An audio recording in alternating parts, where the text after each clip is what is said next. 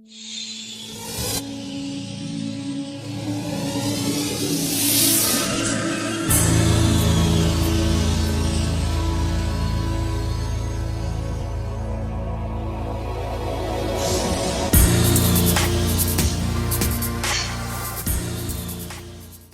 you ever heard the saying, look at the big picture? It's something we hear a lot of as college students, as young professionals about to enter the workforce, young adults really. What path is your life going? In what direction are you headed? These are all things that we've heard constantly. Find your direction, look at the big picture, open your eyes. But then, on the same breath, you hear from future employers, current professors, adults in your life, focus on the small stuff. Are you detail-oriented? Did you cross your T's? Dot your I's? Sweat the small stuff. This can be pretty confusing, especially for a college student who's working their way through a lot of work and figuring out which direction they would like their life to go in. So what's more important? Having the big picture in mind or sweating the small stuff, focusing on the details? They're all important things. And something that I've learned through this class is that it's all important, all equally relevant. It all must be in balance in your life. So something that we need to focus on is really not one thing at all, but more than one. As I look back in my time through this class, and we think about things like where our mind is set, our mindset, and what direction it's going, and what direction we're taking ourselves. And then we look at things like the rice paddies and being detail-oriented. These are all things that will add to the whole rounded person that we want to be in our lives. So, come with me on a journey as we reflect a little bit on this class. As we read the book Mindset, we talked quite a bit about where our minds were at, in what direction was our inner being focused in. We talked about whether or not you were going to be fixed and stay in a place that really your mind was directed at in only one direction. You can either have a fixed mindset and stay where you are. Enjoy the warm cocoon of safety that you have enveloped yourself in. Or you can live in a growth mindset and gather information, open your mind, and learn as much as you can from your failures, from your pursuing of exciting ideas, from other people around you. The growth mindset is never ending. The growth mindset is something that's always changing. We're constantly growing, and that's really what it means, is growth in anything that we're doing. The taking of information from others, whether it's criticisms or praise, and really adding them to what we already know. Consistently working towards acquiring more knowledge and bettering ourselves. The fixed mindset, not so much. Simply staying still has never really been my type of thing. I'm pretty constant in my drive for more, whether it's more experiences, more opportunities, more knowledge. It's reading that green ink, finding out more about ourselves. When I really truly started to realize these things, I realized I'm not in the fixed mindset, but very comfortably in the growth mindset, which in turn kind of means you're a little bit uncomfortable most of the time. I realize that I am not perfect, and sometimes falling back into that fixed mindset is a safe place to be. And sometimes we need to live there just for a short time, as long as we're willing to come back out of it and grow again. The growth mindset lends itself straight into being detail-oriented. Although I said previous that the growth mindset takes a look at the big picture, where you're headed, what you're going.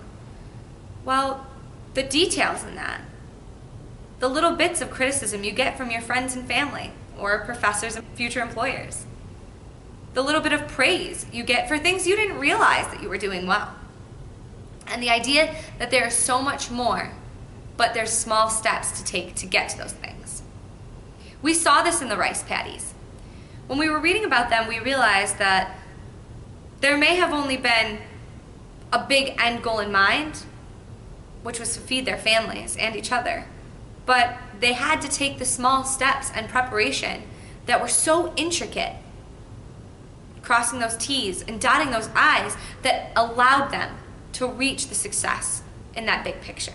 So, now that we've discussed being detail-oriented, it's so much more than just those things. Having grit and passion for what you are doing is something that will drive you further than most anyone else. And that's something special that Springfield College has here. We have a special kind of breed of student here. People who find passion in the smallest places and in the details that others don't see. And then people who have passion to change the world on the broadest scale you can imagine. But they have to have grit to do so, and a growth mindset to know that the people here leading them will give them criticisms, will give them green ink, and may question, as they do some of the people we've read about in Outliers, why those decisions to add so much work for themselves, why they're making those decisions. I mentioned that we have a special sort of breed here at Springfield College, and that you don't get really anywhere on your own. With that growth mindset, you need people there to give you those criticisms and those praise. With that grit, you might need someone to help you pick yourself back up and brush yourself off and keep working through. And sometimes, most importantly, are those people who make you question why you are doing what you are doing. Because we should remember to check ourselves and to check our friends. But if you have all of those things, you essentially have a great network at your fingertips. People who care about you, professors and teachers and administrators who will do almost anything to help you succeed. But it won't be easy. They'll make you work through that grit. They'll inspire that passion.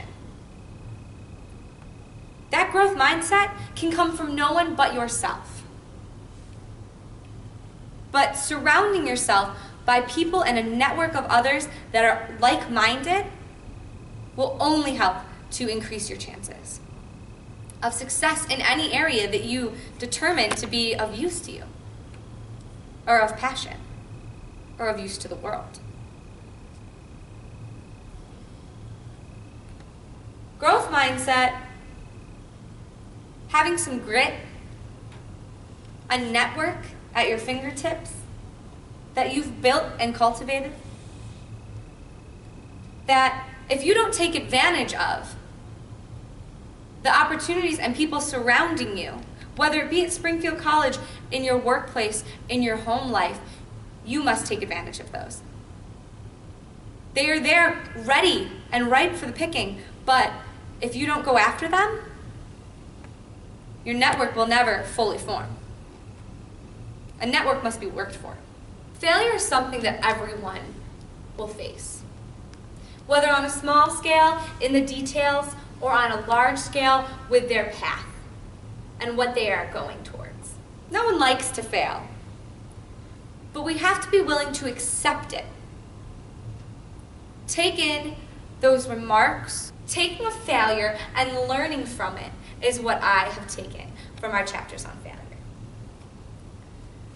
I struggled with the idea of failure because I was taught that when you fail, you are truly just entering a new chance at learning.